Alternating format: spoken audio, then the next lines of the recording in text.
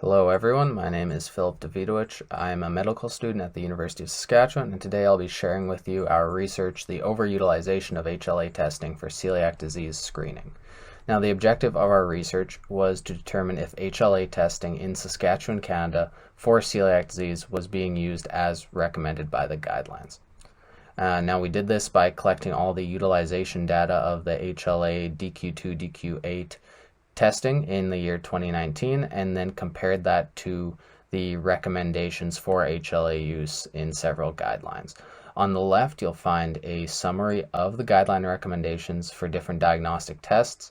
The main takeaway from this would be that HLA genotyping is really only recommended to be used if the serology and biopsy are discrepant, or if there's suspected celiac disease in a patient already on a gluten-free diet. Now, if we look to our right, we can see all the 2019 celiac tests that were ordered. If you look, you'll see that there were 171 HLA tests ordered, but only 79 had both HLA and serology done. Now, HLA should very rarely be used on its own, so we can see that about 92 of the 171 tests may have therefore been used inappropriately. Now, if we move on to the next slide, you'll see our HLA results. So you can see here that about 33% of tested patients carried celiac disease associated alleles.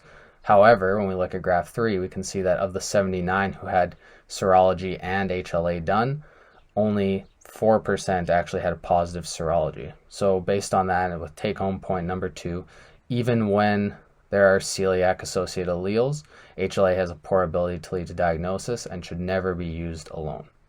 Now, looking at graph 4 there, I just put out the patterns of how HLA can be used in combination with serology and biopsy correctly as well as incorrectly. Now, there are 10 cases where individuals used all 3 tests, and in these 10 cases, 6 of the 10 followed an inappropriate HLA pattern. So bringing us to take-home point number 3, even when HLA was used in combination with other tests, the majority of the time it was used inappropriately. Because of all our findings, we decided that we needed to propose some interventions to reduce the inappropriate use. So that first intervention being a diagnosis flowchart that we can distribute to physicians.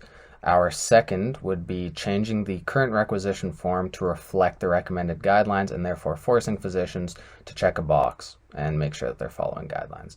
So in conclusion, HLA testing is being used incorrectly in a significant portion of celiac disease cases and would benefit from interventions aimed at reducing its inappropriate use.